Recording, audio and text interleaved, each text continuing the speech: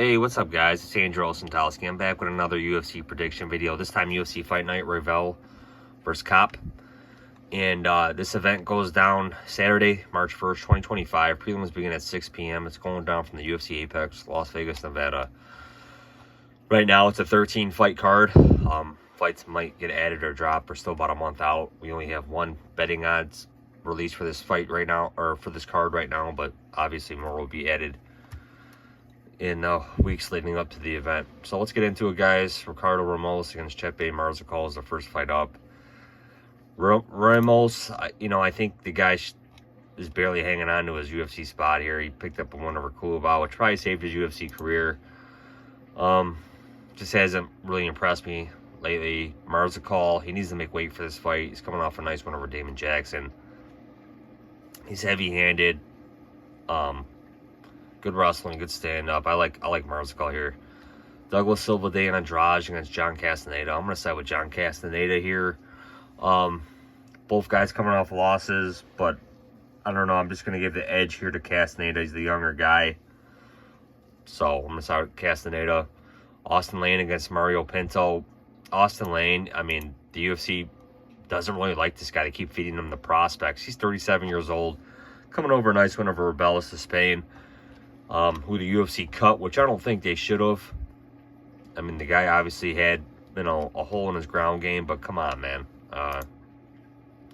He was an exciting fighter, man, and now he's knocking out guys in karate combat.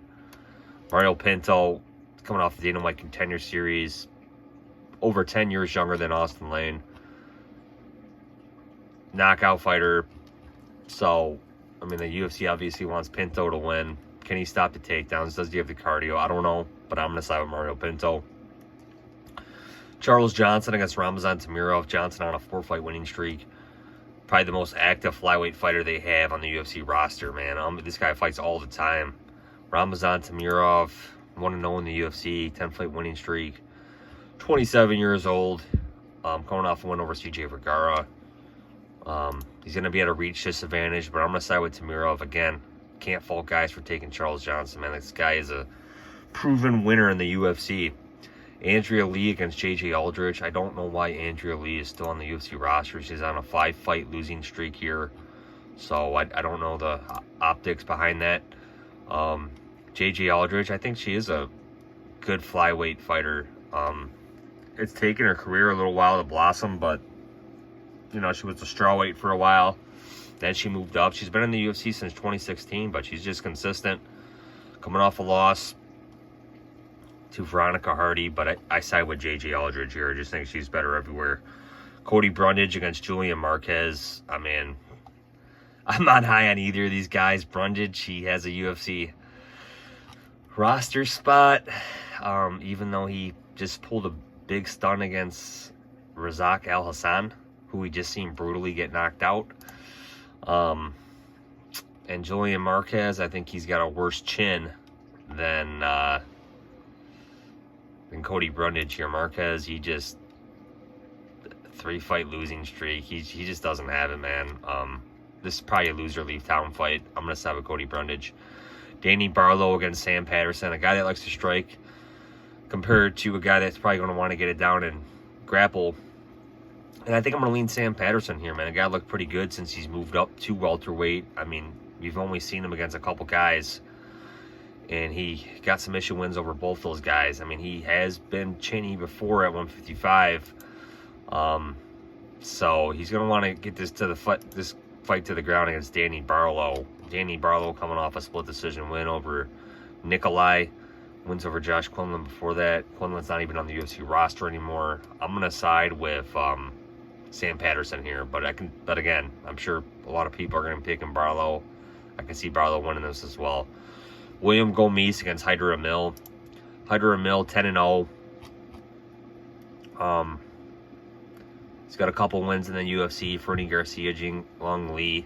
But this is probably a step up in William Gomis, who is probably really underrated in his UFC career so far, man. I think he's only got one loss. No, he doesn't have any losses. Beat Joe Anderson Brito in Paris, where a lot of people were on Brito. Brito was a big favorite in that fight, I believe. Beat Giannis Gamori, Francis Marshall, Jarno Aarons. I mean, that's okay, but the Brito win, it was impressive, man, because, you know, Brito was walking through guys before that. I'm going to side with Gomis here. He knows how to win fights. Lucas Almeida against Danny Silva. Lucas Almeida, 1-fight winning streak. Picked up a winner of Timmy Kuamba, who I haven't been really impressed with. Lost to Fili and Sabatini prior to that. Win over Michael Trezano, which was a really good fight. Prior to all that. Danny Silva, 9-1. On a 3-fight winning streak here. Beat Josh Kulubau by split decision. Angel Pacheco. I'm going to side with Danny Silva here, but again, no strong feeling on it. Montana De La Rosa against Luana Carolina. Carolina's looked good, man. Lately, she's really put it all together. She's got a lot of length for that flyweight division. So that's what I like about it. She's finally putting some of it together here. Still only 31 years old. Wins over Lucy Pudilova, Julia Storylenko, Ivana Petrovic. Those are all good wins, man. I mean, Pudilova's no longer with the promotion. I don't know if Storylenko still is. But she's finally put it together.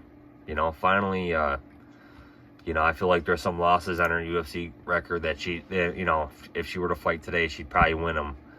So, Montana De La Rosa, her husband Mark's probably been cut from the promotion for probably 3 years now. We haven't seen Mark De La Rosa. She's coming off a split decision win over Angela Lee. Nothing to write home about, but she's lost three before that. I like Luana Carolina here, so my pick will be Carolina. Asu Almabayev against Steve Erceg. Steve Erceg, he kind of looked cocky in that last fight against Kai Kara France. I mean, that was a very good matchup, I thought. Back in August, at that pay-per-view, Duplessis against Adesanya. Very good event. I believe these guys are the co-main. And, you know, Erceg looked like he was getting the better of it. He looked like to be enjoying.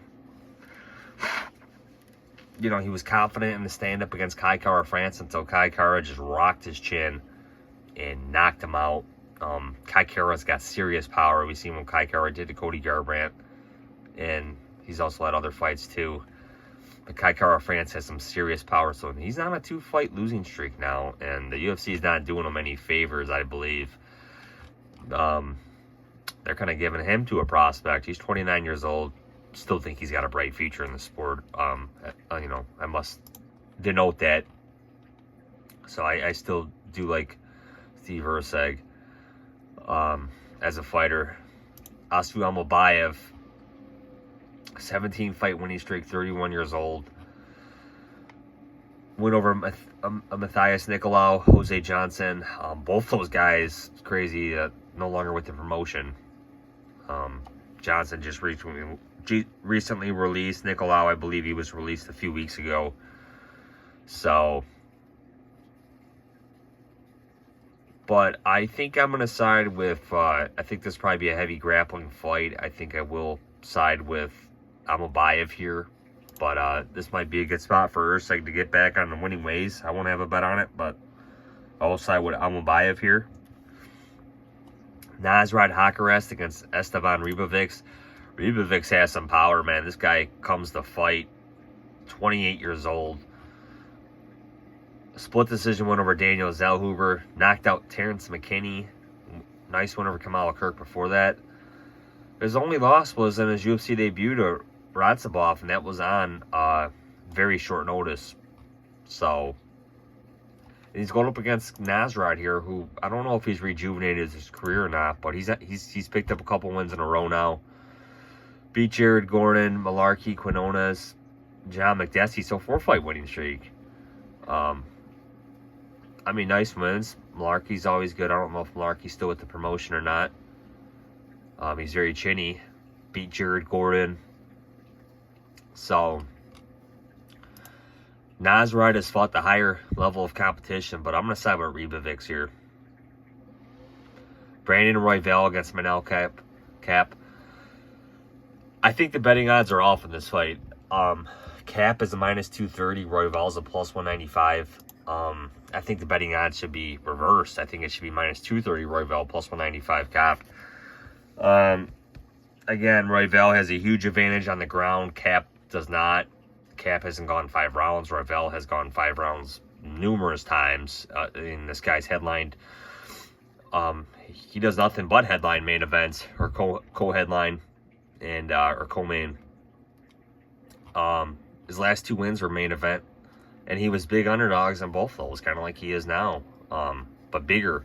Beat Tatsuro Taira, very good Japanese fighter, by split decision. He rightfully deserved that nod. Beat Brandon Moreno by split decision. I believe he deserved that win as well. Lost to Pantoja before that. I mean, this guy, he fights nothing but tough fights, man. And he's got the 5-round cardio. Kape, just not really impressed with the guy. We see what Mokaev did to him. Mokaev completely shut him down. 31 years old, hasn't done 5 rounds, beat Bruno Silva. Nothing really impressive about that. But the UFC obviously likes this guy. Maybe it's tied to his management, I don't know. But I just think Royval should be the favorite here, man. And I think, you know, smart people are probably going to flip those odds as well. But I like Royval for a pick. So, guys, my picks: Royval, Ribovics, Almabayev, Carolina, Silva, Gomis, Patterson, Brundage, Aldrich, Temirov, Pinto, Castaneda, and Mariscal.